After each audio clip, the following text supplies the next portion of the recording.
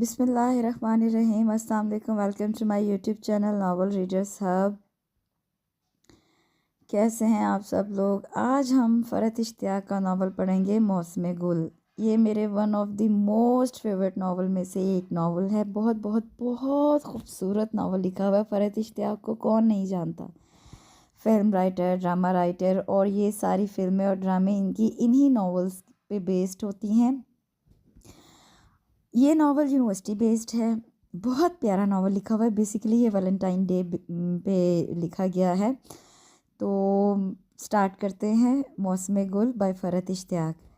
کیا بات ہے، بڑی خوش نظر آ رہی ہو فارینہ کے اس جملے پر ہم سب ہی نے چونک کر نمرا کی طرف دیکھا تھا۔ بتیسی کی نمائش کرتی وہ ہمیشہ کی طرح زہر ہی لگ رہی تھی۔ بھئی کیوں نہ ہو، خوش خیر سے ہماری نمرا کی بات جو پکی ہو گئی ہے، اس سنڈے کو لڑکے والے انگوٹھی پہنانے آ رہے ہیں۔ لڑکا امریکہ میں سیٹل ہے، MSc کر رکھا ہے، بڑی ویل آف فیملی کو بلانگ کرتا ہے۔ سیما کی اس بات سے ہم چاروں ہی کے تن بدن میں آگ لگ گئی تھی۔ نمرا بیگم زبردستی شرمانے کی کوشش کرتی ہوتی اپنے دوپٹے کے پلو کو مروڑ رہی تھیں۔ ہمارے گروپ میں سب ہی کی نیا پار لگ گئی۔ تم لوگ کب خوشخبری سنا رہی ہو؟ پوری کلاس میں صرف تم لوگوں کا ہی گروپ بچا ہے جس میں سب چھڑے چھانٹ پھر رہے ہیں۔ دل تو ہمارے پہلے ہی جل رہے تھے۔ مزید کسر عظمیٰ کی اس جملے نے پوری کر دی۔ چلو عظمیٰ کی کیمسٹری کا پریکٹیکل اٹینڈ نہیں کرنا۔ نمرا نے ہمارے چہرے کے زاویوں سے شاید اندازہ لگا لیا تھا کہ اب یہاں ایک عدد مارکا چھڑنے والا ہے، اس لیے پہلے ہی اپنے گروپ کو لے کر وہاں سے چل دی اور ہم چاروں شدید طیش کے عالم میں کھڑے ایک دوسرے کو گھورتے رہے۔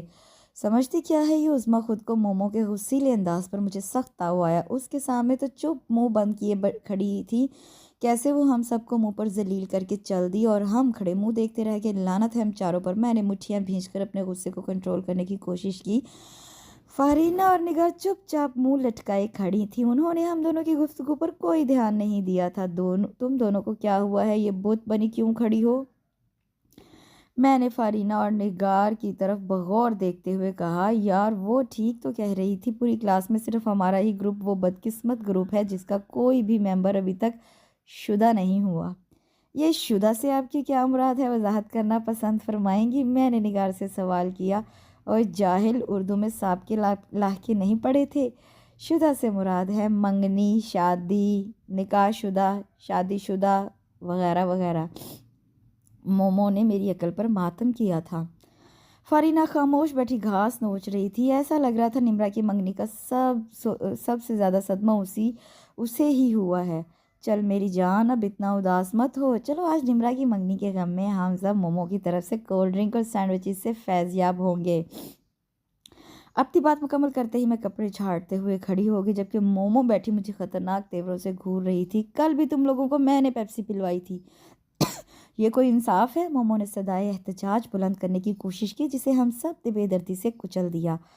ہاں تو ہم سب میں سب سے موٹی مرغی بھی تو تم ہو۔ یہاں تو پاکٹ منی اتنی ملتی ہے کہ مہینے کے 15 دن سکون سے گزر پاتے ہیں۔ مجھے تمہارے جتنی پاکٹ منی ملتی ہوتی تو باقاعدہ اپنی دوست کا ماہانہ وظیفہ لگا دیتی، مگر افسوس۔ فارینہ کے شرارتی انداز پر سب ہی ہنس پڑے تھے سوائے مومو کے۔ کچھ دیر بعد ہم چاروں کولڈ ڈرنک اور سینڈوچز سے لطف اندوز ہوتے ہوئے اپنا غم غلط کرنے کی کوشش کر رہے تھے۔ ہم چاروں بچپن کی سہیلیاں ہیں۔ میں اور مومو تو پہلے دن اسکول بھی ایک ساتھ گئے تھے۔ یہ بات ظاہر ہے مجھے ممی نے بتائی ہے۔ ہمارا ایک ساتھ ایڈمیشن ہوا تھا۔ مومو ہمارے برابر والے گھر میں رہتی ہے۔ ممی اور آنٹی کی شروع سے ہی بہت اچھی دوستی ہے۔ مونٹیسری میں فارینہ بھی ہمارے ساتھ شامل ہو گئی۔ وہ بھی ہمارے گھر کے قریب ہی رہا کرتی تھی۔ فرسٹ اسٹینڈرڈ میں پہنچے تو نگار سے ملاقات ہوئی۔ وہ بڑی لڑاکا اور جھگڑالو لڑکی تھی۔ شروع میں ہم لوگوں کی اس کے ساتھ بہت لڑائیاں ہوئیں، مگر پھر پتہ نہیں کیسے وہ بھی ہمارے گروپ میں شامل ہو گئی۔ وہ دن اور آج کا دن ہم چاروں کی دوستی میں کبھی کوئی دراڑ نہیں آئی۔ چھوٹی موٹی جھڑپوں سے قطع نظر ہم لوگ آپس میں کبھی نہیں لڑے۔ میٹرک کے بعد ایک ساتھ انٹر میں ایڈمیشن لیا۔ فارینہ پری میڈیکل گروپ میں نہیں آنا چاہتی تھی، اس کا انٹرسٹ کامرس کی طرف تھا، مگر ہم لوگوں نے مجبور کر کے زبردستی اسے بایولوجی رکھنے پر آمادہ کیا۔ تھرڈ ایئر کا امتحان دے کر ہم لوگ تازہ فورتھ ایئر میں آئے تھے۔ نمرا لوگوں سے ہماری کبھی بھی نہیں بنتی تھی۔ ہمارے اور ان کے گروپ کے درمیان اکثر حالت جنگ رہا کرتی تھی۔ وجہ اس کی یہ تھی کہ شروع ہی سے اسکول اور پھر کالج میں ہمیشہ ہر جگہ ہم لوگوں کی دادا گیری चली थी। हमारा ग्रुप तो पैदा ही लीडरशिप के लिए हुआ था और नम्रा लोगों ने क्योंकि शुरू वक्त से हमारा मुकाबला करने की पॉलिसी इख्तियार की थी तो हम क्यों पीछे रहते। बुरी तो वो लोग वैसे भी लगा करती थी, मगर आज का उनका ताना तो हमेशा से ज़्यादा बुरा लगा। उन्होंने हमारी गैरत को ललकारा था। मुझे तो खैर मंगनी है शादी का कोई ख़ास शौक़ नहीं था, मगर फारीना को मंगनी का बड़ा ही शौक़ था। हमारी क्लास में जब भी किसी लड़की की इंगेजमेंट होती और वो अगले दिन इतरा इतरा कर सबको मिठाई खिलाती, अपनी मंगनी की खुशखबरी सुनाती फिर रही होती, उस वक्त फारीना की रोनी शक्ल देखने से ताल्लुक़ रखती थी। निम्रा, तुम्हें तुम्हारे ससुर ने रिंग पहनाई थी? निगार ने बड़ी संजीदगी और बर्दबारी से तस्वीरों पर नजरें जमाए निम्रा से सवाल किया। उस संजीदगी के पीछे कितनी मक्कारी कार फरमा थी ये हम सब भी जानते थे। निगार की बात पर निम्रा की शक्ल देखने से ताल्लुक़ रखती थी। अरे हाँ, याद आया तुम्हारे, वो तो अमेरिका में रहते हैं ना। ज़ाहिरी बात है फिर रिंग सास या ससुर में से कोई पहनाएगा। निगार ने हम सब के कलेजों में ठंड डाली। निम्रा की तकरीबन रूहान सी शक्ल हो रही थी। उसकी हालत देखते हुए सीमा मैदान में उतरी थी। क्या हो गया है तुम लोगों को? ये अयूब भाई हैं, निम्रा के फ्यांसी। वो हमें घूर घूर कर देख रही थी।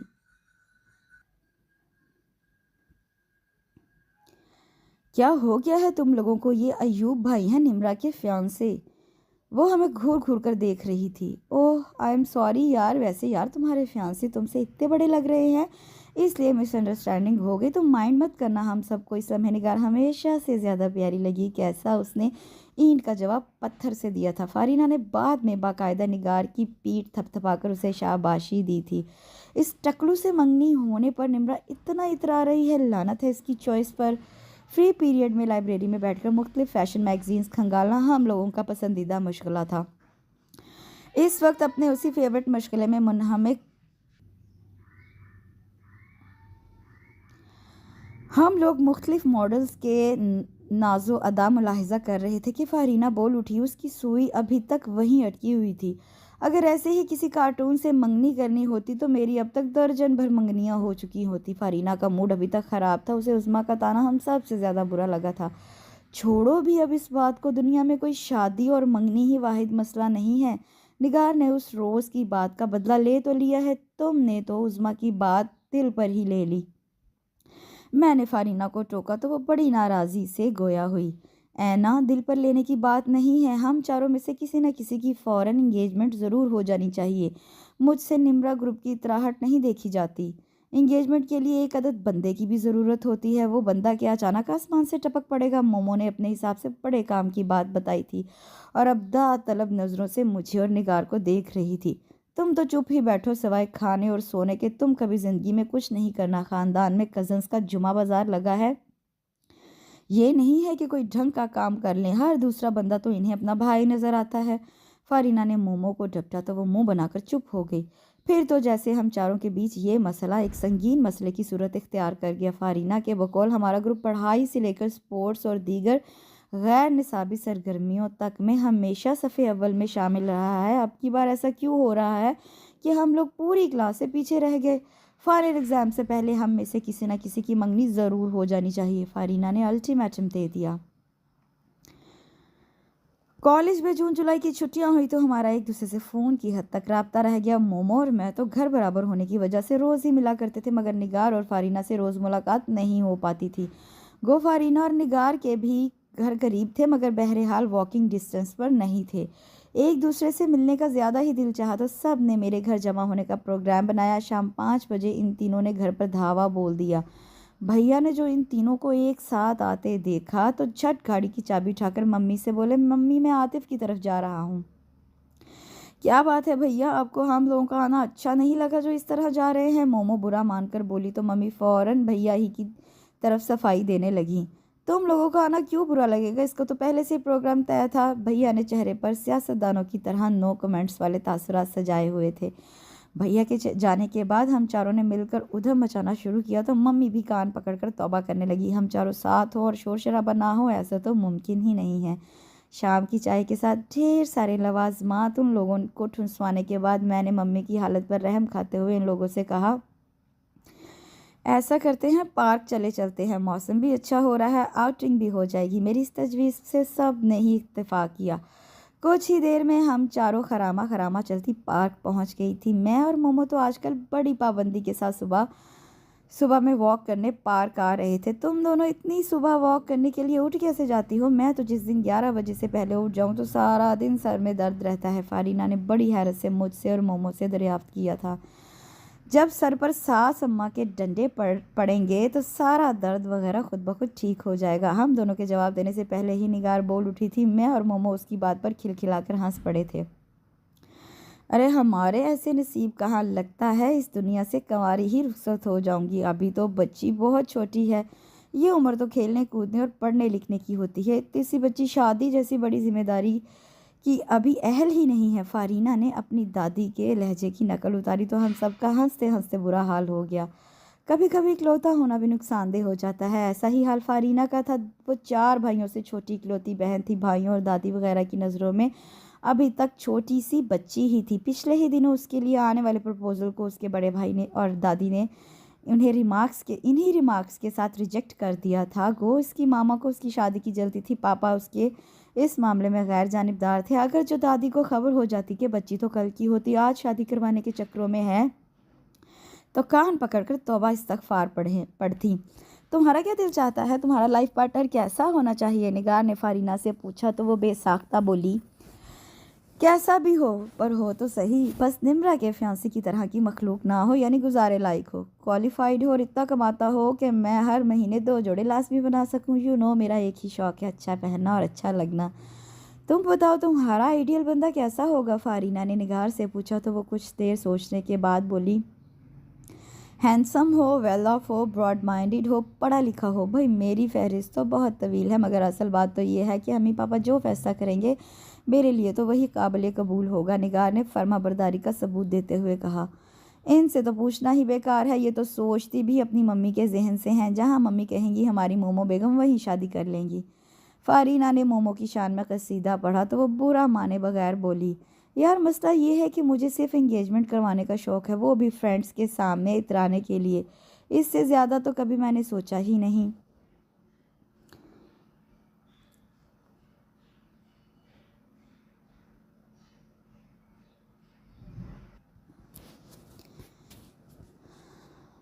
یار مسئلہ یہ ہے کہ مجھے صرف انگیجمنٹ کروانے کا شوق ہے، وہ بھی فرینڈس کے سامنے اترانے کے لیے، اس سے زیادہ میں نے کبھی سوچا ہی نہیں۔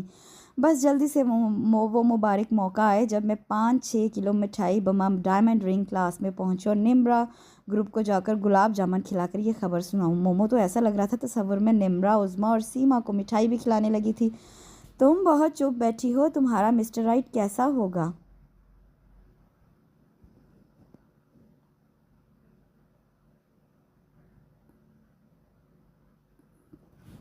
نگار نے میری طرف رخ کیا تو میں جو بڑی دیر سے چپ بیٹھی ان لوگوں کو بولتا سن رہی تھی جواباً بولی، میرے ساتھ تم لوگوں والا مسئلہ نہیں ہے، ایسی شادیاں تو مجھے زہر لگتی ہیں جن میں لڑکی لڑکے نے تصویر کے علاوہ ایک دوسرے کو کبھی دیکھا بھی نہ ہو، غیر متعلقہ افراد سارے فیصلے کرتے پھرے اور جن کی زندگی کا فیصلہ ہو رہا ہے وہ خاموش تماشائی بنے سب کو دیکھتے رہیں۔ ایسے منگنی کروانے کا مجھے تو ہرگز کوئی شوق نہیں۔ ساس نندیں آئیں، انہوں نے پسند کر لی، اب بات پکی ہو گئی، اللہ اللہ خیر صلاح، یہ بھی کوئی بات ہوئی؟ ایسی شادی میں بھی کوئی تھرل ہے؟ نہ کوئی ظالم سماج، نہ دیگر کے مسئلے مسائل۔ اپنی اتنی پرانی دوستی میں یہ پہلا موقع تھا جب میں نے ان لوگوں کو اپنے دل کی بات بتائی تھی۔ یعنی یہ کہ تم پسند کی شادی کرنا چاہتی ہو؟ مومو نے تصدیق چاہی تھی، میں نے گردن ہلا دی۔ میرا دل چاہتا ہے وہ بہت بولڈ ہو، بہت کانفیڈنٹ، وہ آئے اور آ کر بڑے اعتماد کے ساتھ مجھے شادی کی آفر کرے، اس طرح جیسے انکار کا تو کوئی سوال ہی نہیں ہے۔ اس کے ہاتھوں میں سرخ گلابوں کا خوبصورت سا بوکے ہو، میں وہ بوکے قبول کر لوں، کیا خوب ہو اگر وہ ویلنٹائن ڈے ہو۔ میں نے بڑی سچائی سے اپنے دل کی بات بتا دی تھی۔ اوئے ہوئے، بچی تو بڑی رومانٹک قسم کے خیالات رکھتی ہے۔ چلو بھئی ہم سب مل کر دعا کرتے ہیں کہ اگلا ویلنٹائن ہماری اینا کے لیے بہت سی خوشیاں لے کر آئے، نگار نے دعائیہ انداز میں کہا تو ہم سب ہی ہنس پڑے تھے۔ چھٹیاں ختم ہوئی اور ہم لوگوں کی پرانی روٹین بحال ہو گئی، یعنی صبح اٹھنا، کالج کی تیاری، بھیا کم مجھے اور مومو کو کالج چھوڑنا، کالج میں وہی ہماری ہنگامہ آرائیاں اور نمرا وغیرہ کے ساتھ جنگ و جدل، واپسی میں مومو کی ممی ہم لوگوں کو پک کرتی، دوپہر کا کھانا کھا کر کچھ دیر سونا تو میرے لیے لازمی تھا ورنہ تو سارا دن بوجھل گزرتا تھا، شام میں ٹی وی دیکھنا، ممی کے ساتھ گپے مارنا، پھر جب بھیا اور پاپا گھر آ جاتے تو ان کا دماغ چاٹنا، رات کے کھانے کے بعد 1.5-2 گھنٹہ اسٹڈیز کے لیے مخصوص ہوتا تھا۔ اپنی تمام تر شوخیوں، شرارتوں اور لاپرواہیوں کے باوجود میں نے ممی پاپا کو پڑھائی کے معاملے میں شکایت کا موقع کبھی بھی نہیں دیا تھا، بلکہ صرف میں ہی کیا، ہمارا پورا گروپ ہی ہمیشہ امتیازی نمبروں سے کامیاب ہوتا تھا۔ دن یوں ہی گزر رہے تھے، فائنل ایگزامز میں صرف 2 ماہ باقی تھے۔ ہم سب ہی بڑا دل لگا کر امتحان کی تیاری کر رہے تھے۔ پڑھائی لکھائی کے ساتھ ساتھ فارینہ کا غم اپنی جگہ برقرار تھا۔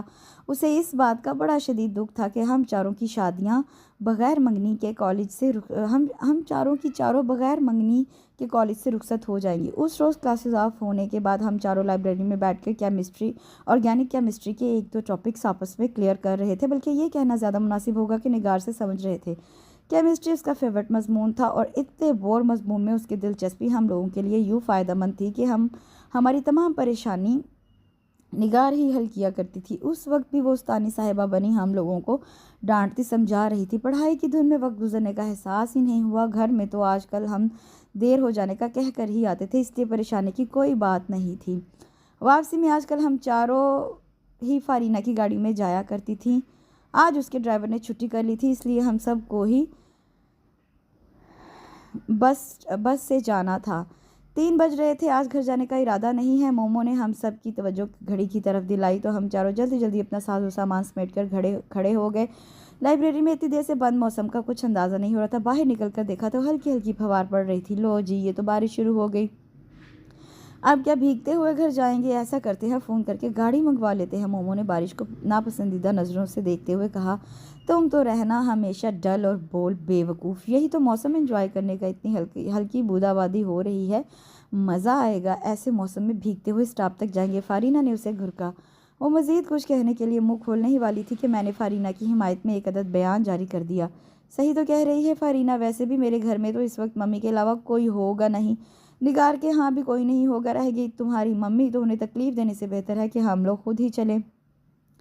آخر کار مومو کو ہماری بات مانتے ہی بنی۔ نگار کو بھی یہ پروگرام پسند آیا۔ باتیں کرتے ہم لوگ اسٹاپ تک پہنچ گئے اور کھڑے ہو کر اپنی مطلوبہ بس کا انتظار کرنے لگے۔ نگار اور فارینہ کو الگ بس پہ جانا تھا اور مجھے اور مومو کو الگ میں، مگر بس تھی کہ آ کر نہیں دے رہی تھی۔ ابھی اگر یہ کوئی فلمی سین ہوتا یا پھر کوئی ناول اور اس میں ہیروئن یوں درخت کے نیچے کھڑی اپنی بس کا انتظار کر رہی ہوتی تو فوراً ہی ایک عدد ہیرو کی انٹری ہو چکی ہوتی۔ ایک نہایت ہی قیمتی گاڑی آ کر ہیروئن کے پاس رکتی اور وہ ایک لمحے کے لیے ڈر جاتی۔ غور سے دیکھتی تو گاڑی میں ایک نہایت ہی خوبرو بندہ بیٹھا نظر آتا۔ وہ اسے لفٹ کی پیشکش کرتا، پہلے وہ انکار کرتی، پھر آگے آ کر بیٹھ جاتی۔ بس پھر وہیں سے ہیروئن کی زندگی میں ٹرننگ پوائنٹ آتا۔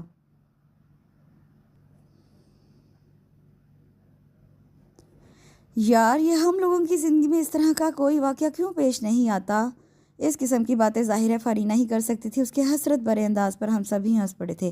آپ کی زندگی کا ٹرننگ پوائنٹ تو افسوس نہیں ہے، البتہ بس آتی مجھے دور سے نظر آ رہی ہے۔ ویسے اینا، اب میری سمجھ میں آیا یہ ہماری فارینہ کو آج اچانک ہی موسم انجوائے کرنے کا خیال کیوں آیا۔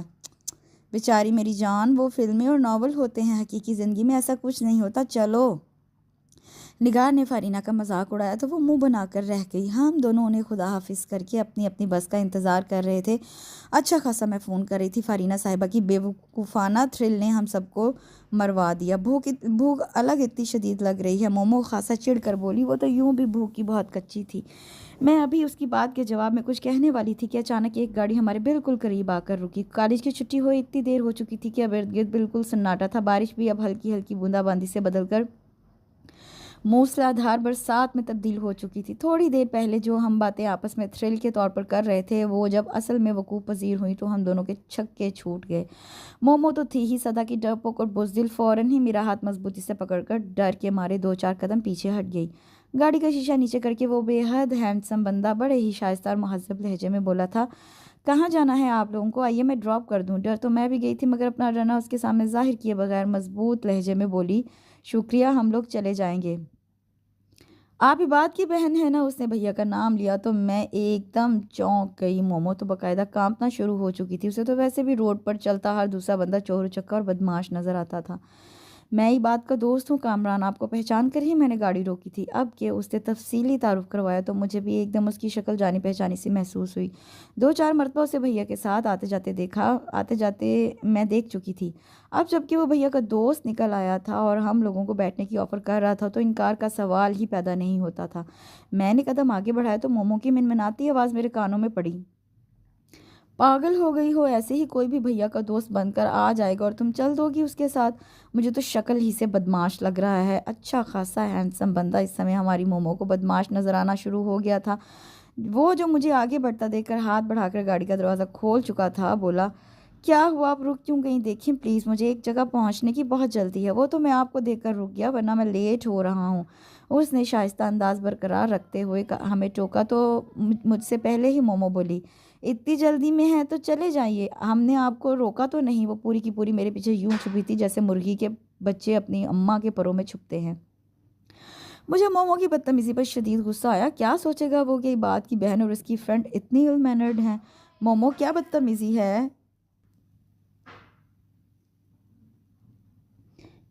میں نے اپنی خفت چھپاتے ہوئے اسے ٹوکا تو وہ بدستور میرے پیچھے چھپی زور سے بولی، ایسے کوئی بھی بھیا کا دوست بن کر آ جائے گا اور تم یقین کر لو گی، پتہ نہیں تمہیں عقل کب آئے گی۔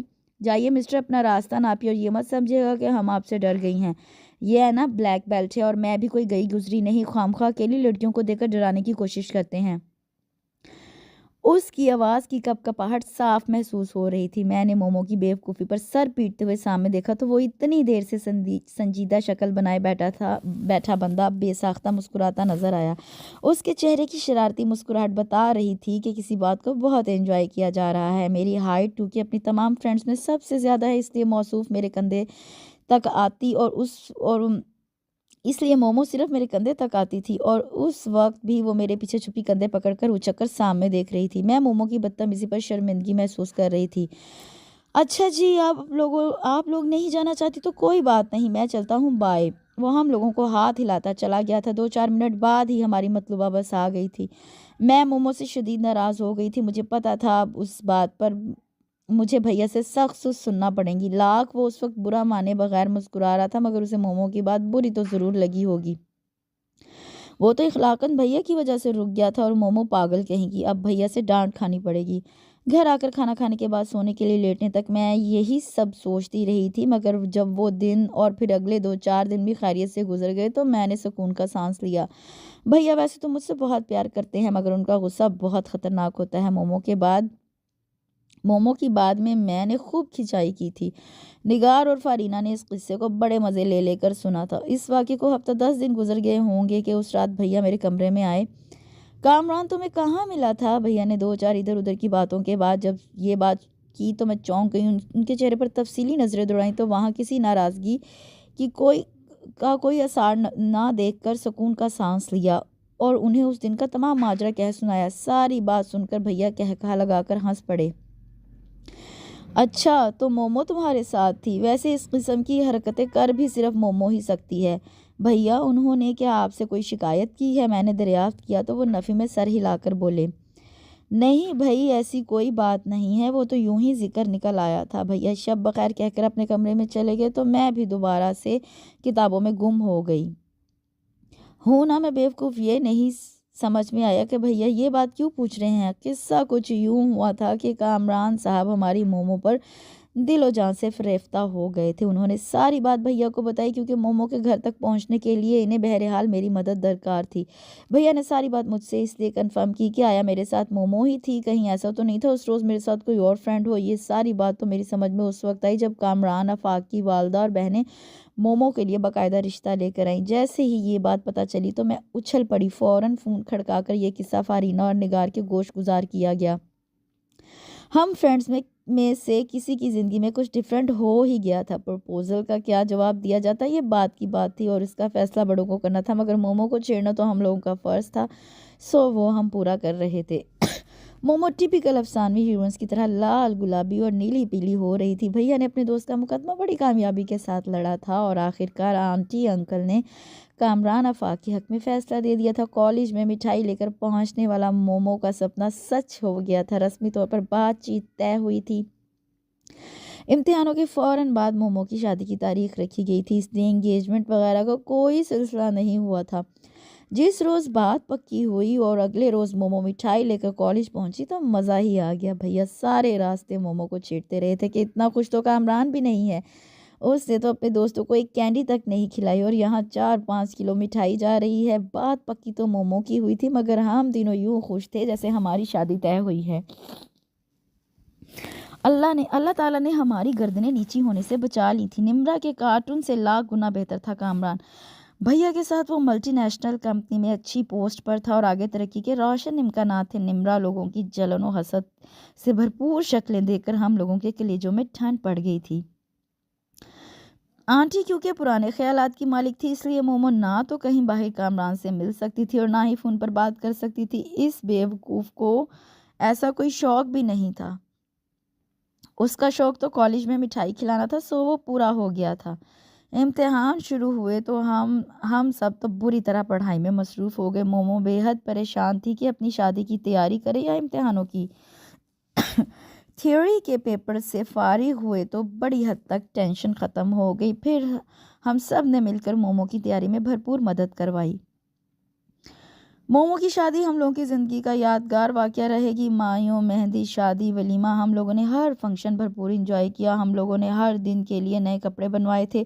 آخر ہماری لاڈلی سہیلی کی شادی تھی۔ مومو کی رخصتی پر سب سے زیادہ زور شور سے میں روئی تھی، شاید اس لیے کہ بچپن ہی سے ہم دونوں اتنے قریب رہے تھے، ہر جگہ ساتھ جانا، ہر کام ساتھ کرنا۔ اس کی کمی سب سے زیادہ مجھے ہی محسوس ہو رہی تھی، مگر یہ اداسی زیادہ دن برقرار نہ رہ سکی اور ہم لوگوں کو انجوائمنٹ کے لیے ایک اور واقعہ ہاتھ لگ گیا۔ فارینہ، جسے ہم سب میں سے انگیجمنٹ کروانے کا سب سے زیادہ شوق تھا، اس کا شوق آخرکار پورا ہو ہی گیا تھا۔ مومو کی شادی کے فنکشن میں کامران بھائی کی خالہ کو فارینہ اتنی بھائی کہ وہ اپنے اکلوتے بیٹے کے لیے فارینہ کا رشتہ لے آئیں اور یوں فارینہ کی نیا پار لگ گئی۔ شادی اس کی 6-7 مہینے بعد ہونی تھی۔ BSc کا رزلٹ ڈکلیئر ہوا تو ہم سب ہی اچھے مارکس کے ساتھ پاس ہو گئے، تو صرف میں نے اور نگار نے آگے پڑھنے کا فیصلہ کیا۔ مومو تو ظاہر ہے پتی کی سیوا میں لگی تھی اور فارینہ بھی اپنی عنقریب ہونے والی شادی کی تیاریوں میں مصروف تھی۔ نگار نے اپنی دلچسپی کے پیش نظر کیمسٹری ہی میں ماسٹرز کرنے کی ٹھانی تھی، جبکہ میں بھیا کے مشورے پر MBA کے ایپٹیٹیوڈ ٹیسٹ میں شریک ہوئی۔ ٹیسٹ کی تیاری بھی مجھے بھیا ہی نے کروائی تھی۔ IBA کے ایپٹیٹیوڈ ٹیسٹ میں کامیاب ہو جانے کا مجھے 1% بھی یقین نہیں تھا، مگر یہ ناممکن کام میں نے سر انجام دے ہی لیا۔ مجھ سے زیادہ بھیا اور پاپا خوش تھے۔ انٹر میں کم پرسنٹیج آنے پر جب میرا میڈیکل میں ایڈمیشن نہیں ہوا تھا تو میں بہت ہی نا امید ہو گئی تھی۔ اس وقت پاپا نے مجھے بہت سمجھایا تھا، چھوٹی موٹی ناکامیوں سے بددل نہیں ہونا چاہیے، جو چیز ہمیں نہیں ملتی تو یہ سوچ کر صبر کر لینا چاہیے کہ یہ ہمارے لیے تھی ہی نہیں، ہمیں اللہ تعالیٰ یقیناً کہیں اور اس سے بھی زیادہ نوازیں گے۔ اس وقت میں نے پاپا کی باتوں کو اتنا سیریسلی نہیں لیا تھا، مگر آج جب ٹیسٹ کا رزلٹ دیکھا اور وہاں اپنا نام بھی نظر آیا تو مجھے پاپا کی بات پر یقین آ گیا۔ پتہ نہیں ہم انسان اتنی جلدی مایوس کیوں ہو جاتے ہیں۔ بھیا کے منہ سے IBA کے قصے سن کر مجھے وہ کوئی خوابوں کی نگری لگنے لگی تھی۔ بھیا نے BBA اور پھر MBA وہیں سے کیا تھا۔ میں پہلے روز یونیورسٹی گئی اور اپنے انسٹیٹیوٹ پہنچی تو بڑا عجیب سا لگا۔ وہ جو ان تینوں کی عادت تھی، اب ان کے بغیر بالکل مزہ نہیں آ رہا تھا۔ پتہ نہیں ان لوگوں کو شادی کی اتنی جلدی کیا تھی۔ میں نے انتہائی بوریت سے سوچا، میرے لیے نئے سرے سے کسی سے دوستی کرنا کار دشوار تھا۔ ہمیشہ ہی سے ہم چاروں ساتھ رہے تھے، ہم نے کبھی نئے دوست بنائے ہی نہیں تھے۔ مجھے نہیں پتا تھا کہ نئی دوستیاں کرنے کے لیے مجھے کیا کرنا چاہیے۔ پہلا دن تو بس انٹروڈکشن میں ہی گزر گیا۔ گھر آ کر اپنی پرابلم ممی سے ڈسکس کی تو وہ مجھے اطمینان دلانے لگی کہ میں آہستہ آہستہ سیٹ ہو جاؤں گی اور نئی فرینڈز بھی بن جائیں گی۔ مجھے انسٹیٹیوٹ جاتے 1 ماہ ہو چلا تھا، مگر ابھی تک میری کسی سے سلام دعا نہیں سے زیادہ دوستی نہیں ہو سکی تھی۔ ممی کہتی تھی کہ ایسا نہیں کہ وہاں اچھے لوگ نہیں ہیں، بلکہ میں ہی کسی اور کو ایکسیپٹ کرنے کے لیے تیار نہیں ہوں۔ میں نئے دوست بنانا ہی نہیں چاہتی۔ شاید ممی ٹھیک ہی کہتی تھی۔ نگار کا کوئی پیریڈ فری ہوتا تو وہ مجھ سے ملنے آ جاتی۔ اسے دیکھ کر میں خوش ہوتی تھی جیسے برسوں بعد ملے ہوں۔ کبھی اگر مجھے فارغ ٹائم ملتا تو میں اس کے پاس چلی جاتی تھی۔ اسے بھی میری طرح ایڈجسٹ کرنے میں مشکل ہو رہی تھی، مگر بہرحال وقت گزاری کے لیے اس نے 2-3 لڑکیوں سے دوستی کر ہی لی تھی۔ اس उस रोज़ फाइनेंशियल अकाउंटिंग की क्लास लेकर निकली तो सामने से आती निगार को देखकर मैं बेख्तियार पुरमसरत अंदाज में चिल्लाई थी, और निगार, शुक्र है इस सड़े हुए माहौल में कोई तो अपना नज़र आया। मैं सख्त बोर हो रही थी। मेरी आवाज़ शायद कुछ ज़्यादा ही बुलंद थी। तभी हमारे पीछे खड़े लड़कों के ग्रुप ने बेसाख्ता गर्दनें घुमाकर मेरी तरफ देखा था। मैं क्योंकि इस वक्त निगार के आने की खुशी में मगन थी, इसलिए उनके देखने का नोटिस लिए बगैर उससे बोली थी, यहाँ ऐसी ऐसी चीज़ें देखने को मिलती हैं कि बता नहीं सकती। आईबीए में क्या आए हैं, जैसे दुनिया फतह कर ली। मेरी बात पर निगार हंस पड़ी थी। ऐसे ही तुम क्रिटिसाइज मत करो, दूसरे डिपार्टमेंट में जाकर देखो आईबीए वालों की वैल्यू। यहाँ के लड़कों की मार्केट वैल्यू का तुम्हें अंदाज़ा ही नहीं। हम दोनों एक दूसरे का हाथ थामे आगे बढ़े और उन लड़कों के ग्रुप के पास से गुजरे तो वो लोग अभी तक बड़े गौर से हमें ही देख रहे थे। तुम भी कहीं मुझसे मिलने का बहाना करके इसीलिए तो नहीं आती? मैंने निगार की नीयत पर शुबा किया तो वो हंस पड़ी। तुमसे और तवक्को भी क्या की जा सकती है, दोस्तों के खुलूस पर शक करो। लगता है अब की बार तुम्हारा नंबर है। वो ब्लैक शर्ट वाले मौसूफ तुम्हें बड़े गौर से देख रहे थे। ज़रा आगे बढ़े तो मैंने निगार से बोला, मुझे नहीं बल्कि वो तुम्हें देख रहा था। निगार ने मेरी गलतफहमी दूर की तो मैं बड़े ही गमज़दा अंदाज में बोली, आप जैसी हसीना आलम के सामने मुश्किल ही है कि कोई मुझे घास डाले। वैसे इस बात में मुबालगा राई थी भी नहीं। हम लोगों के ग्रुप में निगार सबसे ज़्यादा खूबसूरत थी। जो चीज़ उसकी खूबसूरती में इजाफे का बायस थी वो ये थी कि उसे अपनी इस खूबसूरती का बिल्कुल भी एहसास नहीं था। दूसरे लोग उसकी तारीफ़ें करते उसे सराहते थे, मगर वो खुद मस्त मलंग थी। जो मिल गया पहन लिया। ये और बात है कि आम से कपड़े भी उसके तन पर आकर सज जाते थे। मैं तन्हा कब तक रहती? आखिरकार मुझे भी नए माहौल में खुद को एडजस्ट करना पड़ ही गया था। मरियम ने मेरी तरफ दोस्ती का हाथ बढ़ाया तो मैंने अकेले रहने से बेहतर यही समझा कि उससे दोस्ती कर ली जाए। उसके साथ दोस्ती में जाहिर है वो बात तो कभी पैदा नहीं हो सकती थी जो फारीना, मोमो और निगार के साथ थी। बहरहाल वक्त गुजारी के लिए ये साथ भी बहुत गनीमत था। फोर्थ सेमेस्टर के ज़ीशान हैदर का ग्रुप पूरे आईबीए में बड़ा ही मशहूर व मारूफ ग्रुप था। इनके ग्रुप को आईबीए की क्रीम कहा जाता था। अक्सर प्रोफेसर्स और स्टूडेंट्स के मुंह से उनके किस्से सुन सुनकर मुझे उन्हें देखने का शदीद शौक पैदा हो गया था। उनके बनाए असाइनमेंट, उनके नोट्स, उनके लेक्चर्स, मैंने उन लोगों का हर किसी से इतना जिक्र सुना था कि मेरा दिल चाहने लगा था कि जल्द अज जल्द इन ज़हीन तरीन अफराद को देख सकूं। फिर आखिर मेरा ये शौक़ पूरा हो ही गया। उस रोज़ मरियम के साथ रीडिंग रूम में दाखिल हुई तो उसने मुझे इशारे से दिखाकर सरगोशी में बताया, वो रहा ज़ीशान हैदर का ग्रुप। मैंने जो सामने देखा तो वो वही बंदा था जिसके बारे में मैंने और निगार ने आपस में बहस की थी कि वो हम में से किसको देख रहा था। वो तीनों बड़ी संजीदगी से किताबों में मुंह दिए बैठे थे। उन लोगों की शानदार पर्सनैलिटी देखकर मैंने अंदाज़ा लगाया कि वो लोग लड़कियों में सही मकबूल हैं। मरियम की कज़न भी फाइनल सेमेस्टर में थी। उसी के तवस्सुत से मरियम उन लोगों के बारे में बहुत सी बातें जानती थी। तीनों के तीनों बड़े प्राउड किस्म के हैं। अपने ग्रुप में कभी किसी चौथे फर्द को शामिल नहीं होने देते। अपने असाइनमेंट्स और नोट्स किसी को भी नहीं देते। लड़कियों से दोस्ती के मामले में तो उन्हें बदतमीज़ी की हद तक रूड कहा जा सकता है, क्योंकि तीनों वेल ऑफ फैमिली से ताल्लुक़ रखते हैं। इसलिए भी लड़कियां उनके ज़्यादा ही आगे पीछे फिरती है। मगर मजाल है जो ये किसी को घास डाले। ख़ुसूसन ये ज़ीशान तो बड़ा ही नक चढ़ा है। हर सेमेस्टर में टॉप करता है। उसकी डैडी का अपना बिजनेस है। सारे टीचर्स तक उन लोगों के ग्रुप से खाइफ रहते हैं। सुना है क्लास में ये टीचर्स से मुश्किल सवालात करने में अपना सानी नहीं रखते। मरियम ने मेरी मालूमात में घरा कदर इजाफा किया था। इस पे कोई शक नहीं था कि बंदा वाकई हैंडसम था, बल्कि बंदा क्या, वो तीनों ही अच्छी पर्सनैलिटीज़ के मालिक थे। इससे ज़्यादा मुझे उन लोगों में ज़्यादा दिलचस्पी लेने की क्या ज़रूरत थी। उस रोज़ रीडिंग रूम में जब मरियम मुझे उन लोगों के बारे में बता रही थी, एक लम्हे के लिए मुझे ऐसा लगा जैसे उस बंदे ने बड़े गौर से मेरी तरफ देखा हो। मगर अगले पल जब वो दोबारा किताब में गर्क हो गया तो मुझे अपना वहम नज़रअंदाज करना पड़ा।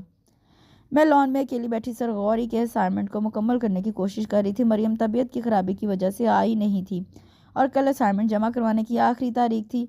मैनेजमेंट ऑफ प्रिंसिपल्स का ये असाइनमेंट मुझे हकीकी मायनों में रुलवा रहा था। इतने मुश्किल और पेचीदा सवालात थे कि मैं इन्हें हल करने में पागल हुई जा रही थी। एक तो भैया भी आजकल कराची में नहीं थे, वरना उन्हीं से मदद ले लेती। ऑफिस के काम से वो सिंगापुर गए हुए थे।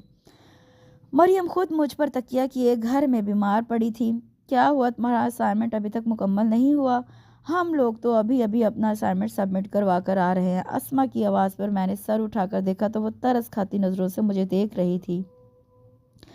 اگر میرا فیانسی بھی یہاں 3rd یا 4th سیمیسٹر میں ہوتا تو میں بھی اپنا اسائنمنٹ آج کیا بلکہ کل یا پرسوں ہی سبمٹ کروا چکی ہوتی۔ ادھار رکھنا تو میں نے سیکھا ہی نہیں تھا۔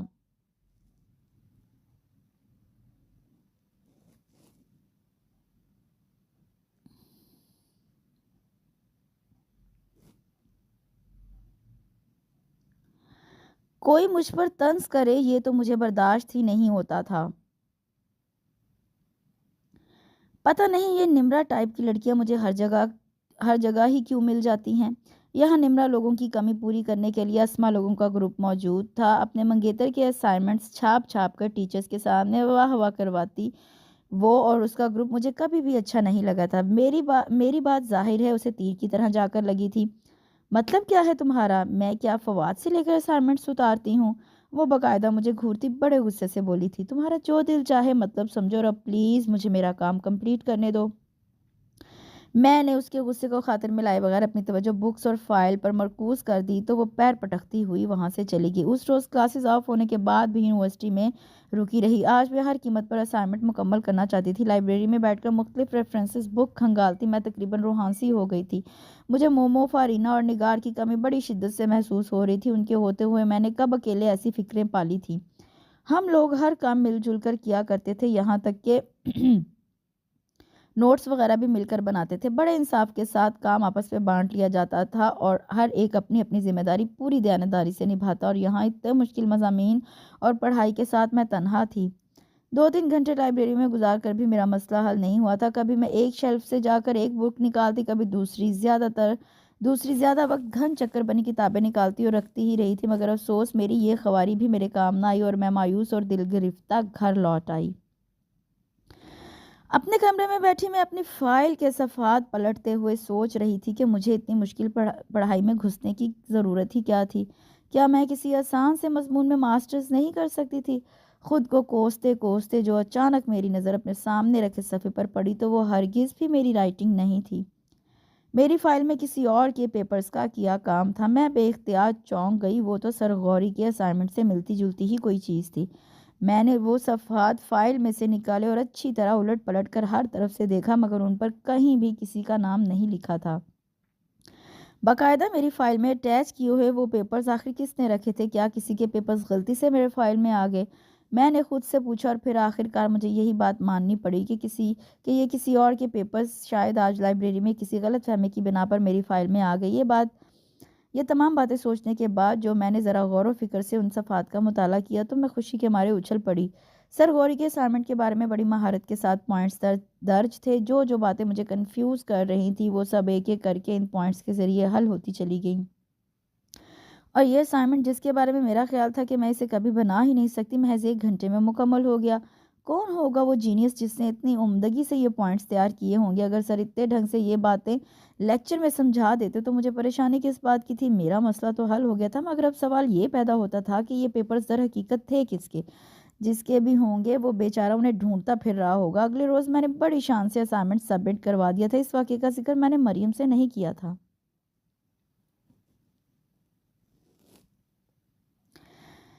ایگزیکٹو اسٹوڈنٹس فورم سے پری بجٹ سیمینار کا انعقاد کروایا تھا۔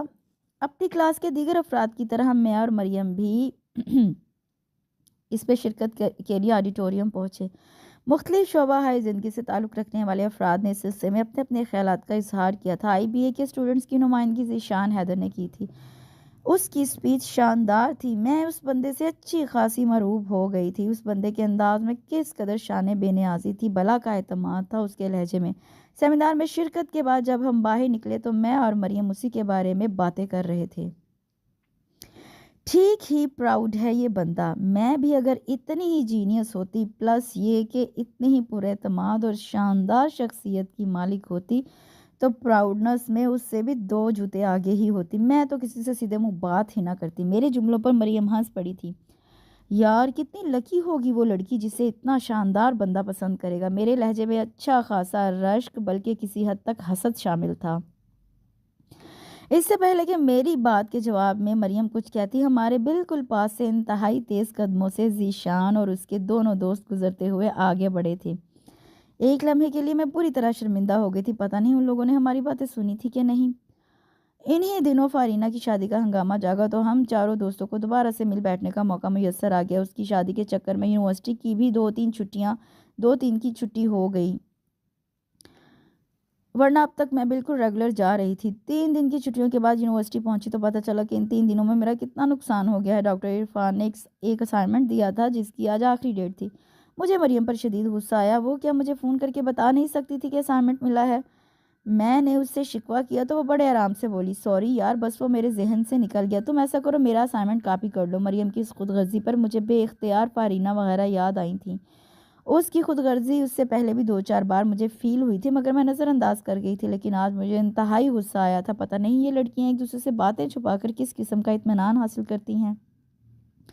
मैं उसकी ऑफ़र नज़रअंदाज करके क्लास से निकल आई। डॉक्टर इरफान जैसे सख्त गिर उस्ताद से किसी रहम की उम्मीद की ही नहीं जा सकती थी।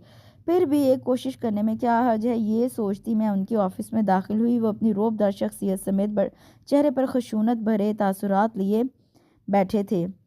उनके सामने ज़ीशान हैदर बैठा था। किसी और के सामने डांट खाने से डर लग रहा था, मगर अब अंदर आ चुकी थी और वो मुझे घूर घूर कर देख भी रहे थे तो मैं चुपचाप तो नहीं खड़ी रह सकती थी। मैंने बड़ी मुश्किलों से झिझकते अटकते अपना मुद्दा बयान किया। जाहिर है ये तो नहीं कह सकती थी कि मेरी सहेली की शादी थी, आफियत इसी में थी कि बीमारी का बहाना कर दिया जाए, मगर वो भी एक जल्लाद बड़ी बेरहमी से गोया हुए। देखिए बीबी, असूल असूल होता है। जब मैंने कह दिया कि आज लास्ट डेट है तो इसमें कोई तब्दीली नहीं हो सकती। मैं उनका टका सा जवाब सुनकर मुंह लटकाए बाहर निकली। अब बैठकर गम मनाने का तो टाइम ही नहीं था, इसलिए लाइब्रेरी चली आई। यही सोचा था कि जैसा भी बनेगा जमा करवा दूंगी, कम से कम ना से हाँ तो हो जाएगी। मुझे लाइब्रेरी में बैठे आधा घंटा हो गया था और मैं सर झुकाए काम में मगन बैठी थी। एक रेफरेंस बुक की ज़रूरत पड़ी और मैं वो लाने के लिए उठ गई। किताब निकाल कर वापस अपनी टेबल की तरफ आई तो किसी से टकराते टकराते बची। खुद को संभालते हुए सामने देखा तो ज़ीशान नज़र आया। गलती दोनों में से किसी की भी नहीं थी, फिर भी मैंने इखलाकन सॉरी कह दिया। वो बगैर मेरी सॉरी का जवाब दिए आगे बढ़ गया था। गुस्सा तो मुझे वैसे भी आ रहा था, मज़ीद कसर उस बदतमीज़ ने पूरी कर दी थी। पता नहीं नवाब का बच्चा खुद को समझता क्या है। अपनी कुर्सी संभालते मैं उसे दिल ही दिल में गालियां दे रही थी। गालियां देकर फारिग हुई और अपनी बुक्स और फाइल की तरफ नजर करम की तो मैं बेख्तियार उछल कर रह गई। मेरी बंद फाइल के ऊपर 3-4 फुल कैप स्टेपल किए हुए पेपर्स रखे हुए थे। हस्बे साबिक इन पेपर्स पर मेरी सारी परेशानियों का इलाज मौजूद था। मैं बजाय खुश होने के डर गई। क्या कोई जिन भूत मेरे पीछे पड़ गया था? कौन था जो इस तरह मेरी मदद कर रहा था? उस वक्त मुझे एहसास हुआ कि उस रोज़ भी वो पेपर्स इत्तफाकन नहीं बल्कि जानबूझकर मेरी फाइल में रखे गए थे। काफ़ी देर मैं अपने आप से बैठी उलझती रही, मगर कोई सिरा हाथ नहीं लगा था। अपनी क्लास के हर बंदे और बंदी के बारे में सोचा, मगर मुझे ये अपने किसी क्लास फेलो की हरकत नहीं लग रही थी। वही उसी दिन का अंदाज था। पूरा असाइनमेंट मुख्तलिफ मिसालों और ख़ास ख़ास पॉइंट के ज़रिए वाज़ा किया गया था। जो भी था ये बात तो तयशुदा थी कि जो कोई भी था या थी आखिर है तो मेरा हमदर्द ही। मैंने उन पेपर्स की मदद से असाइनमेंट मुकम्मल किया और जमा भी करवा दिया। मरियम ने मुझसे सॉरी करने और मुख्तलिफ बहानेबाजियाँ करने की बहुत कोशिश की, मगर मेरा दिल उसकी तरफ से खट्टा हो चुका था। इसलिए उसकी माजरतों का कोई भी जवाब दिए बगैर मैं घर चली आई। पता नहीं मुझे लोगों को समझना और जज करना कब आएगा। क्या हो जाता है जो मैं भी मरियम की तरह मुनाफिकत का सबूत देती और दिल में उसके लिए कीना रखने के बावजूद बज़ाहिर उसकी माजरत कबूल कर लेती। घर में तो कोई ऐसा था ही नहीं जिससे मैं अपनी ये प्रॉब्लम शेयर कर सकती। आखिरकार मैंने निगार को फ़ोन खड़काया और उसे अपने गुमनाम हमदर्द के बारे में बताया तो वो मेरी परेशानियों के जवाब में बजाय परेशान होने के कहकहा लगाकर हंस पड़ी। लगता है तुझ पर कोई जिन आशिक हो गया है। मैं जितना परेशान थी वो इतना ही इस बात को एंजॉय कर रही थी। आखिर जब मैं नाराज़ होकर फ़ोन बंद करने लगी तो वो सीरियस हुई। भाई इसमें परेशान होने की क्या बात है? जो भी कोई है तुम है तो तुम्हारा वेल विशर। चलो ऐसा करते हैं, कल मैं तुम्हारे डिपार्टमेंट में आऊँगी और हम दोनों मिलकर गौर करेंगे कि वो हमदर्द बंदा कौन है। अगले रोज़ निगार सुबह सुबह ही हमारी डिपार्टमेंट आ गई। पहले तो उसने किसी माहिर सुराग रसा की तरह पहले वाले पेपर्स और बाद वाले पेपर्स में मौजूद लिखाई का तज्जिया किया। इस पे कोई शक नहीं कि दोनों राइटिंग एक ही बंदे की हैं और जहाँ तक मेरा ख्याल है ये यकीनन किसी लड़के की राइटिंग है। बड़ा कमाल किया। इतनी बात तो मैं भी समझ चुकी थी। मैंने जलकर कहा तो वो बुरा माने बगैर हंस पड़ी। फिर उस रोज़ निगार ने सारा दिन मेरे साथ गुजारा। मेरी क्लास के हर बंदे को बड़े गौर व फिक्र से जांचा। कॉरिडोर से गुजरते, लॉन में बैठे, कैफेटेरिया में कोल्ड ड्रिंक पीते, وہ ہر بندے کو مشکوک نگاہوں سے گھورتی رہی۔ میں خاموشی سے اس کی جاسوسی ملاحظہ کر رہی تھی۔ سارا دن ساتھ گزار کر جب نگار نے کندھے اچکا کر یہ جملے کہے، سوری یار میں ناکام ہو گئی، مجھے تو کوئی ایک بندہ بھی ایسا نظر نہیں آیا جو تم میں انٹرسٹڈ محسوس ہوا ہو، بلکہ آئی ایم سوری ٹو سے کہ تمہیں لڑکوں کے حلقے میں کوئی اتنا خاص مجھے محسوس بھی نہیں ہوا۔ تو میرا دل چاہا اس کا سر پھاڑ دوں۔ سارا دن ریسرچ تو یوں کر رہی تھی جیسے کسی نہ کسی نتیجے پر پہنچ کر ہی دم لے گی۔ نگار نے تو مدد تو کیا کرنی تھی، بس یہ ہوا کہ ان محترمہ کے ہاتھ ایک ٹاپک لگ گیا، فوراً ہی فارینہ اور مومو کے بھی گوشت گزار کیا گیا۔ اینا پر کوئی جن عاشق ہو گیا ہے، جو بھی ہے بڑا نیک دل اور پڑھاکو۔ سب نے مل کر میرا اچھا خاصا ریکارڈ لگایا تھا، اور پھر ان 2 واقعات پر ہی بس نہیں ہوا تھا، اس کے بعد بھی 2-4 مرتبہ اسی قسم کے واقعات پیش آئے۔ کبھی ایسا ہوتا کہ میں لائبریری کوئی بک ایشو کروانے جاتی اور وہ مجھے وہاں نہیں ملتی۔ واپس کلاس میں پہنچتی تو وہ کتاب میری چیئر پر رکھی ہوتی۔ ڈرنا تو خیر میں نے اب چھوڑ دیا تھا کہ وہ جو کوئی بھی تھا مجھے نقصان تو ہرگز نہیں پہنچا رہا تھا، مگر وہ تھا کون اور آخر سامنے کیوں نہیں آ رہا تھا؟ میں ان دنوں سخت الجھن کا شکار رہنے لگی تھی۔ پہلا سیمیسٹر ختم ہوا اور امتحان سے فارغ ہو کر ہم لوگ سیکنڈ سیمیسٹر میں آ گئے۔ ذیشان حیدر کا گروپ یونیورسٹی سے رخصت ہو چکا تھا۔ میں نے کتنی ہی لڑکیوں کو اس کے لیے آنسو بہاتے دیکھا اور ان کی عقلوں پر ماتم بھی کیا۔ جب وہ کسی کو لفٹ نہیں دیتا تھا تو ان لڑکیوں کا یہ حال تھا، اور اگر جو وہ ذرا کسی سے بات کر لیتا تو پتہ نہیں کتنی لڑکیاں اس کی جدائی میں اس دار فانی سے کوچ کر گئی ہوتی۔ ان گزرتے دنوں میں دو خوشی کی خبریں آگے پیچھے سننے کو ملی تھی۔ پہلی خبر تو یہ تھی کہ ہماری مومو خیر سے اماں جان بن گئی تھی، اس کی بیٹی اسی کی طرح کیوٹ تھی، اور دوسری خوشخبری یہ تھی کہ نگار کی اپنی تایا زاد کے ساتھ بات طے ہو گئی تھی۔ شادی اس کے ماسٹرز مکمل کرنے کے بعد ہونا قرار پائی تھی۔ ہم سب دوستیں بہت دنوں بعد مومو کی بیٹی کو دیکھنے کے بہانے جمع ہوئے تو وہاں سب ہی کو میری فکر تھی۔ یار اب اینا کے لیے کچھ نہ کچھ سوچنا پڑے گا۔ مسٹر رائٹ کا تو پتہ نہیں چل رہا، ایسا کرتے ہیں ہم ہی لوگ کوئی اچھا سا بندہ اپنی چندہ کے لیے ڈھونڈتے ہیں۔ فارینہ نے میرے لیے فکر ظاہر کی تھی۔ میں نے جواباً ناپسندیدگی کا اظہار کیا تو وہ سب کی سب مجھے ڈانٹنے بیٹھ گئیں۔ چپ بیٹھو، تم تو گٹس خود میں کوئی ہیں نہیں اور شوق ہے پسند کی شادی کا۔ لڑکوں کو تو ایک طرف چھوڑو، اس کی تو وہاں کسی لڑکی کے ساتھ تک دوستی نہیں ہے، ایسے کوئی نہیں تمہیں پسند کرے گا۔ بہتر ہے بڑوں کا کہنا مانو، اب دیکھنا میں اپنی اینا کے لیے کیسا شاندار بندہ ڈھونڈتی ہوں۔ وہ سب کی سب اسی قسم کی باتیں کرتی رہی تھی اور میں انہیں ایک کان سے سن کر دوسرے سے نکالتی رہی تھی۔ پتہ نہیں کیا بات تھی، اب مجھے میری مطلوبہ کتاب چیئر پر رکھی نہیں ملتی تھی۔ اسائنمنٹس اور نوٹس میری فائلوں میں برآمد ہونا بند ہو گئے تھے۔ میں جو اس غیبی امداد کی بڑی حد تک عادی ہو گئی تھی ایک دم پریشان ہو گئی۔ وہ میرا نادیدہ ہمدرد اور خیرخواہ پتہ نہیں کہاں ایک دم غائب ہو گیا تھا۔ میں اس سے ملنا چاہتی تھی، اس سے پوچھنا چاہتی تھی کہ وہ میری مدد کیوں کرتا ہے، مگر وہ تو ایسا غائب ہوا تھا جیسے کبھی تھا ہی نہیں۔ میرا دل ایک دم ہر چیز سے اچاٹ ہو گیا، یہاں تک کہ پڑھائی اور کتابیں بھی مجھے زہر لگنے لگی تھیں۔ یہ محبت کی کون سی قسم ہے میں نہیں جانتی، مگر مجھے اتنا ضرور پتہ ہے کہ وہ جو کوئی بھی ہے اور جیسا بھی ہے، میرے لیے وہ دنیا کا سب سے پیارا انسان ہے، جسے میری پرواہ تھی، جو میرا خیال رکھتا تھا، مگر وہ ایک دم آخر چلا کہاں گیا؟ میں ذیشان حیدر ہوں، اپنے والدین کا سب سے چھوٹا بیٹا۔ مجھ سے بڑے دونوں بھائیوں کی شادیاں ہو چکی ہیں، دونوں بھائی ڈیڈی کے ساتھ مل کر ہمارے بزنس کی دیکھ بھال کرتے ہیں۔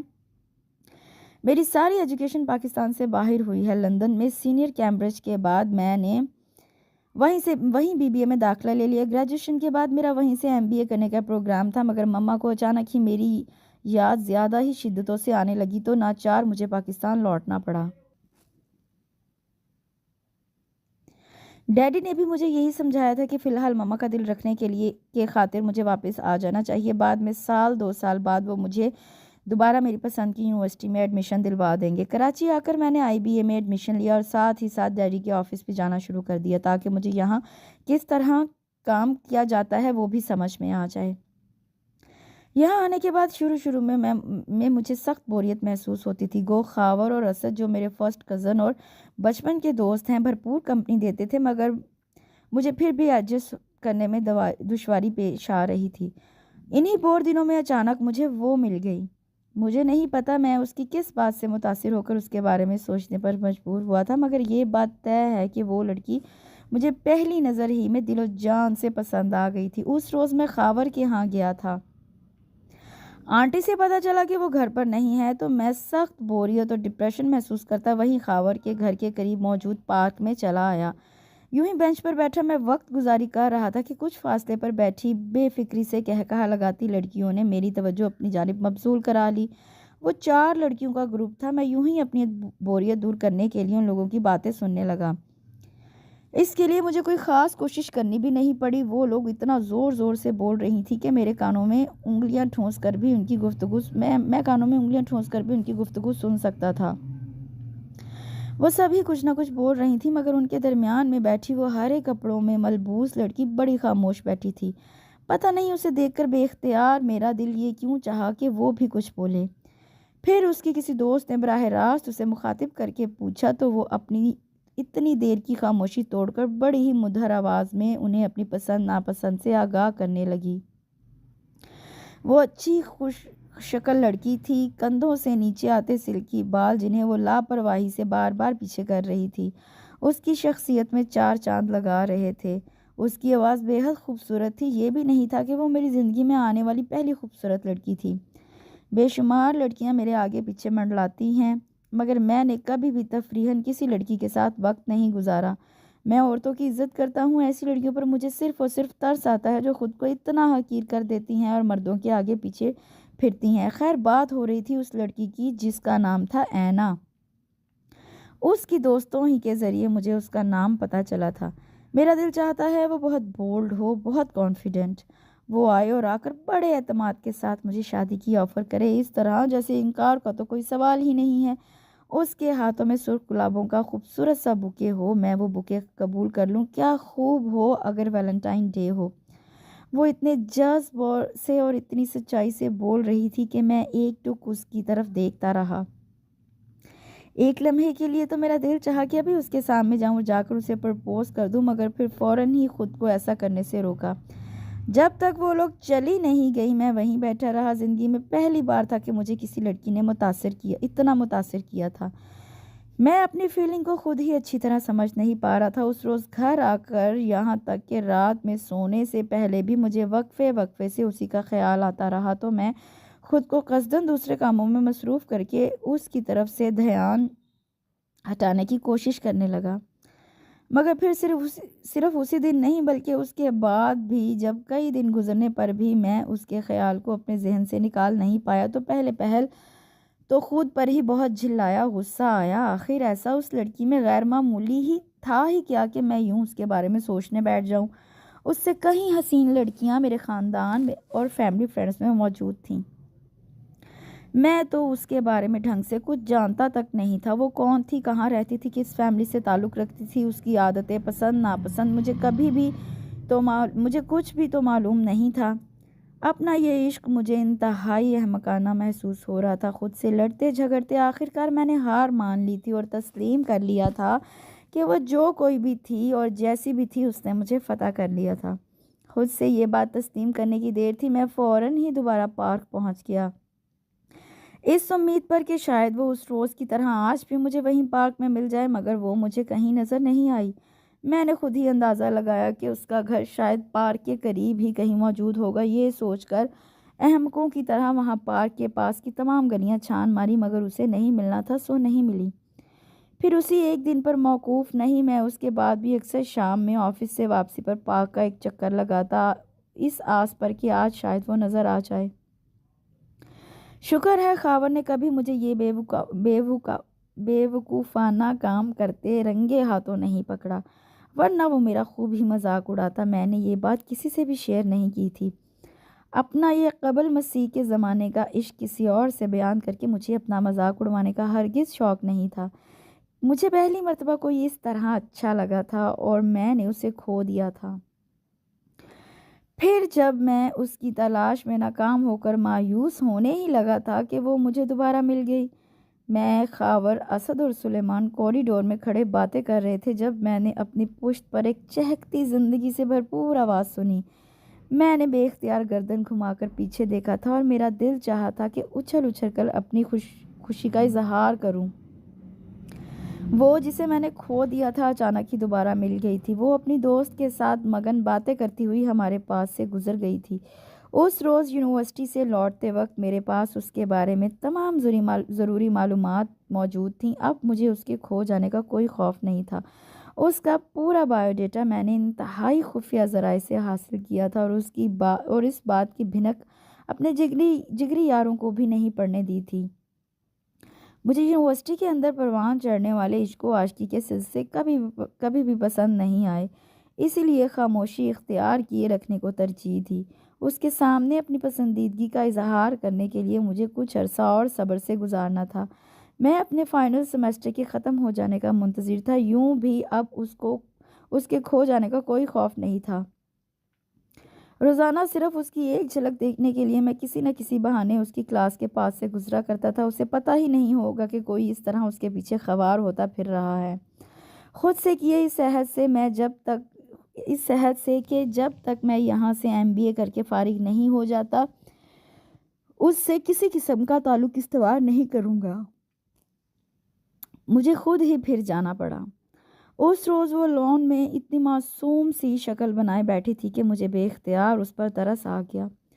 ہم لوگ اس سے کچھ ہی فاصلے پر بیٹھے آج کے لیکچرز ڈسکس کر رہے تھے۔ اگر میرا فیانسی بھی 3rd یا 4th سیمسٹر میں ہوتا تو میں بھی اپنا اسائنمنٹ آج نہیں بلکہ کل یا پرسوں ہی سبمٹ کروا چکی ہوتی۔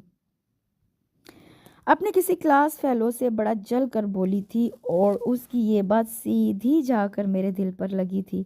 وہ پریشان تھی، مشکل میں تھی، اور کیا میں اس قابل بھی نہیں تھا کہ اس کی پریشانی دور کر سکوں؟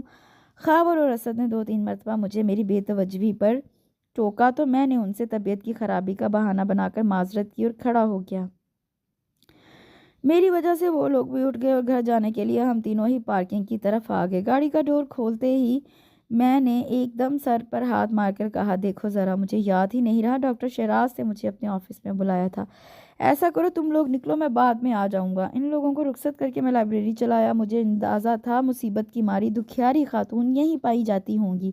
نوٹس بورڈ سے اسائنمنٹ کے سوالات تو میں پہلے ہی اتار چکا تھا۔ جس کام کے لیے محترمہ کبھی ایک کتاب اٹھا رہی تھی کبھی دوسری، وہ بھی کوئی کام تھا۔ میں نے 10-15 منٹ میں اسائنمنٹ میں موجود تمام حل طلب باتوں کو واضح کیا۔ میں چاہتا تو پورا کا پورا بھی حل کر سکتا تھا، مگر یہ بات مجھے پسند نہیں تھی، اور جو بات مجھے ناپسند ہو وہ میں کسی کے مجبور کرنے پر بھی نہیں کرتا۔ وہ ادھر سے ادھر لائبریری میں ماری پھر رہی تھی، اس لیے مجھے وہ صفحات اس کی فائل کے اندر رکھنے میں دشواری پیش نہیں آئی۔ اس کے فرشتوں کو بھی اس بات کی خبر نہ ہوئی ہوگی۔ اگلے روز اس کی ہنستی مسکراتی شکل دیکھ کر میں نے سکون کا سانس لیا۔ ویسے اتنی ذرا سی بات پر اس کا یوں ٹینس ہونا مجھے اچھا نہیں لگا تھا۔ جب بھی کبھی زندگی میں موقع آیا اور ہم ساتھ بیٹھے تو میں اسے اس بات پر ضرور ٹوکوں گا۔ ایک اسائنمنٹ کے پیچھے جو اپنا حشر کر لے، اسے اگر کبھی زندگی میں کسی سنگین الجھن کا سامنا کرنا پڑا تو وہ پتہ نہیں کیا کر ڈالے گی۔ غوری صاحب کے آفس میں اسائنمنٹ جمع کروا کر وہ بڑی خوش اور گردن اکڑائے نکل رہی تھی، اور اسے خوش دیکھ کر مجھے بے حد خوشی ہوئی تھی۔ پھر اس روز سیمینار والے دن تو مجھے مزہ ہی آ گیا۔ آخرکار میں محترمہ کو امپریس کرنے میں کامیاب ہو ہی گیا تھا۔ گو میں نے ایسی کوئی شعوری کوشش نہیں کی تھی، شاید مجھے خود پر ضرورت سے زیادہ اعتماد تھا۔ مجھے کبھی بھی اس بات کی فکر نہیں ہوئی تھی کہ آیا وہ مجھے پسند کرے گی یا نہیں۔ مجھے اپنی تعریف سن کر کبھی بھی اتنی خوشی نہیں ہوئی جتنی اس روز اس کے منہ سے اپنے لیے توصیفی کلمات سن کر ہوئی تھی۔ ٹھیک ہی تو پراؤڈ ہے یہ بندہ۔ میں بھی اگر اتنی جینیس ہوتی، پلس یہ کہ اتنی ہی پورا اعتماد اور شاندار شخصیت کی مالک ہوتی، تو پراؤڈنس میں اس سے بھی 2 جوتے آگے ہی ہوتی۔ میں تو کسی سے سیدھے منہ بات ہی نہ کرتی۔ دوسری بہت سی لڑکیوں کی طرح وہ بھی مجھے مغرور سمجھتی تھی۔ یار کتنی لکی ہوگی وہ لڑکی جسے اتنا شاندار بندہ پسند کرے گا۔ اس کے اس جملے پر میں جو خاور وغیرہ کے ساتھ اس سے چند قدم پیچھے ہی چل رہا تھا، بے اختیار مسکرا دیا۔ میرا دل چاہا کہ اس سے کہوں، وہ لکی لڑکی تم ہی ہو جسے اس اتنے شاندار بندے نے پسند کیا ہے، مگر خود پر ضبط کرتا میں خاموشی سے اس کے پاس سے گزر گیا۔ اگلی بار وہ ڈاکٹر عرفان کے کمرے میں حسب معمول پریشان حال داخل ہوئی۔ میں جو اس کی اتنے دنوں کی غیر حاضری پر تشویش میں مبتلا ہونے لگا تھا، اسے سامنے دیکھ کر سکون کا سانس لیا۔ اس کے ساتھ پھر وہی پرانا مسئلہ تھا۔ پتہ نہیں اس لڑکی کو بات بے بات پریشان ہونے کا اس قدر کیوں شوق تھا۔ डॉक्टर इरफान ने ज़ाहिर है उसे साफ इनकार कर दिया था और वो मुंह लटकाए वहाँ से चली गई थी। मैंने वहीं डॉक्टर साहब से असाइनमेंट के सवालात मालूम किए और उठ आया। लाइब्रेरी में आया तो वो उसी रोज़ की तरह परेशान हाल हवंक नज़र आई। मैं उससे काफ़ी फासले पर दूसरी टेबल पर बैठ गया और जल्दी जल्दी उसके मसाइल का हल निकालने लगा। वो जैसे ही अपनी जगह से खड़ी हुई, मैं भी जल्दी से उठ गया और तेज़ी से लाकर वो सफ़ात उसकी फ़ाइल के ऊपर रख दिए। मैं सफ़ात रख कर हटा ही था कि वो एकदम वापस आ गई। शुक्र था कि उसने मुझे ये हरकत करते देखा नहीं था। मैं जल्दी से लाइब्रेरी से बाहर निकल गया। उसके एक्सप्रेशन मैंने दूर ही से देख लिए थे। वो आंखों में हैरानी भरे उन पेपर्स को तक रही थी। मैंने उसे हैरान परेशान छोड़कर अपनी राह ली थी। उस रोज़ के बाद मैं हर वक्त उसकी आंखों में उलझन और हैरानी देखा करता था। पहले पहल तो मैंने सिर्फ उसकी मदद के ख्याल से ऐसा किया था, मगर अब मैं सिर्फ उसकी वो उलझी हुई हैरान शक्ल देखने के लिए कभी उसकी फ़ाइल में असाइनमेंट, कभी नोट्स और कभी उसकी मतलूबा बुक्स रखने लगा।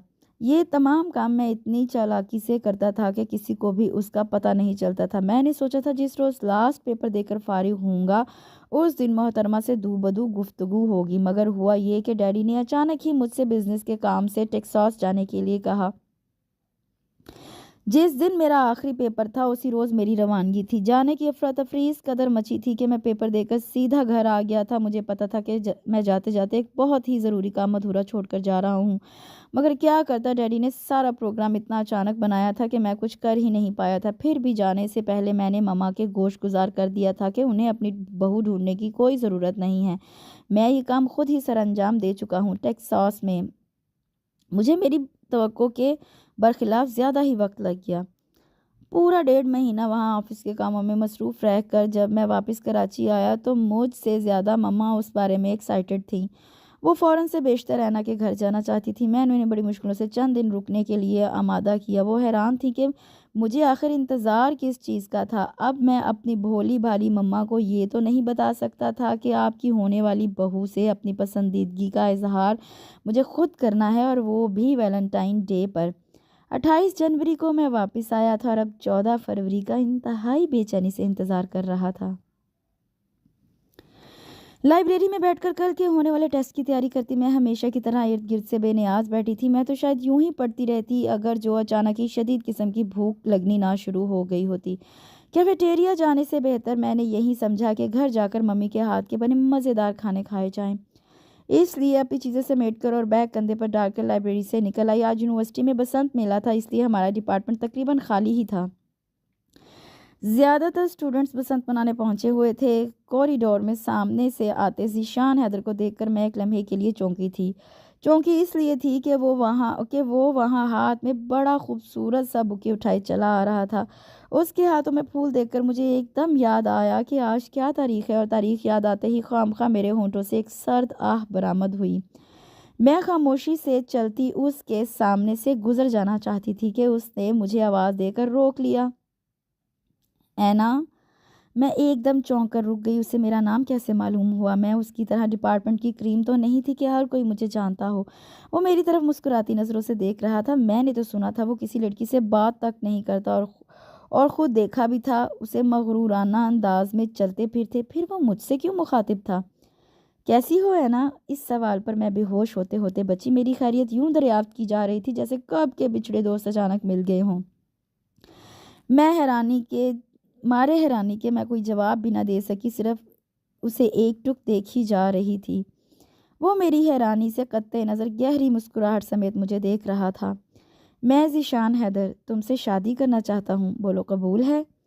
उसके इस जुमले पर मैं हवंक बनी उसकी तरफ देखती रह गई। ये क्या हो रहा था मेरे साथ, मैं समझ ही नहीं पा रही थी। वो गुलदस्ता मेरी तरफ बढ़ाए इस तरह खड़ा था जैसे मुझे उसे कबूल करने में हरगिज़ कोई आर ना होगी। आपका मतलब क्या है इस बात से? मुझे इसकी बेबाकी पर एकदम शदीद किस्म का गुस्सा आया था। क्या मैं ऐसी गई गुजरी थी कि कोई भी राह चलता मुझे शादी की ऑफ़र करता फिरे? मैं कोई ऐसी वैसी लड़की नहीं हूँ। आपने मुझे समझा क्या है? वो जवाबन कहकहा लगाकर हंस पड़ा, इस तरह जैसे मैंने कोई लतीफ़ा सुनाया है। आपने तो कहा था कि आप वो बुके कबूल कर लेंगी। आज पता चला कि कहने और करने में बहुत फ़र्क होता है। देख लें, बंदा बोल्ड भी है और कॉन्फिडेंट भी, और आज वैलेंटाइन डे भी है। اب آپ خود ہی اپنی کہی بات سے مکر جائیں گی، یہ تو میں سوچ بھی نہیں سکتا تھا۔ وہ کتنی عجیب سی باتیں کر رہا تھا، جس شخص سے میری کبھی سلام دعا بھی نہ ہوئی ہو، وہ آئے اور آ کر میری ہی کہی کسی بہت پرانی بات کا حوالہ دے تو ظاہر ہے میں ڈروں گی ہی۔ ڈرو نہیں، میں کوئی جین بھوت نہیں ہوں۔ اس نے میری شکل سے شاید میرے ڈرنے کا پتہ چلا لیا تھا، اس لیے ہنس کر بولا، ویسے آج کل تمہارے اسائنمنٹ پایا تکمیل تک کس طرح پہنچتے ہیں؟ سنا ہے کوئی جن تم پر عاشق ہو گیا تھا۔ وہ بڑے شرارتی انداز میں بولا تھا اور اچانک ہی میرے اتنے دنوں کی الجھنوں کا خاتمہ بھی ہو گیا تھا۔ تو وہ گمنام ہمدرد ذیشان تھا، مگر تعجب کی بات یہ تھی کہ مجھے کبھی ایسا فیل کیوں نہیں ہوا کہ وہ شخص ذیشان تھا۔ کیا میں اتنی خوش قسمت تھی کہ جس شخص کے پیچھے ایک زمانہ پڑا تھا وہ میرے بارے میں سوچتا تھا؟ وہ مجھے مزید حیران ہونے کا موقع دیے بغیر بولا، کب سے ہاتھ بڑھائے کھڑا ہوں، اب تو اسے ایکسیپٹ کر لو۔ اور میں نے بلا تعمل وہ بوکے پکڑ لیا تھا۔ اپنی اس بے اختیاری پر اگلے ہی پل میں سخت شرمندہ ہوئی تھی اور میرا سرخ پڑتا چہرہ دیکھ کر وہ بے اختیار ہنس پڑا تھا۔ میں اس سے بہت سی باتوں کی وضاحت چاہتی تھی، مگر اس وقت سوائے بیوقوفوں کی طرح شرمانے کے اور کچھ کیا ہی نہیں جا رہا تھا۔ مجھے پتہ ہے تم مجھ سے بہت سی باتیں جاننا چاہتی ہو، انشاءاللہ وقت آنے پر وہ ساری باتیں کریں گے۔ اس وقت تو میں صرف یہ پھول تمہیں دینے آیا تھا۔ آج شام میں میری مما اور ڈیڈی تمہارے گھر آئیں گے۔ Okay bye. وہ مجھے مزید کچھ بھی کہنے کا موقع دیے بغیر جا چکا تھا۔ اب ان سرخ گلابوں کو ہاتھ میں تھامے جیسے میں کسی اور دنیا ہی پہنچ گئی تھی۔ آج صبح میں نے سوچا بھی نہیں تھا کہ آج کا دن میری زندگی میں خوشیوں کے انمول خزانے لانے والا ہے۔ کیا واقعی بعض لمحے قبولیت کے ہوتے ہیں، ان میں جو مانگا جائے وہ ضرور ملتا ہے؟ میری زندگی میں بھی وہ لمحہ شاید قبولیت کا ہی تھا۔ جو کچھ میں چاہتی تھی وہ سب کچھ مجھے میرے رب نے دے دیا۔ میں جیسے زمین پر چل ہی نہیں رہی تھی بلکہ ہواؤں میں اڑ رہی تھی۔ اپنا آپ بڑا پیارا لگ رہا تھا۔ اب کا موسم بہار واقعی میری زندگی میں بہاریں لے آیا تھا۔ مجھے گھر پہنچنے کی ایک دم جلدی تھی۔ ابھی گھر جا کر مومو، فارینہ اور نگار کو آج کا یہ اہم ترین واقعہ سنانا ہے، اور سب سے اہم بات، شام میں آنے والے مہمانوں کے استقبال کی تیاریاں بھی تو کرنی ہیں۔ اس کے ساتھ ہی اس بہت سے خوبصورت ناول کا اختتام ہوتا ہے۔ یہ میرے موسٹ فیورٹ ناول میں سے ایک ناول ہے۔ ضرور ضرور ضرور پڑھیے گا، سنیے گا اس کو، اور مجھے اس ناول کے بارے میں کمنٹ سیکشن میں ضرور بتائیے گا۔ کل تک کے لیے مجھے اجازت دیجیے، اللہ حافظ۔ کل ملتے ہیں ایک نئے ناول کے ساتھ۔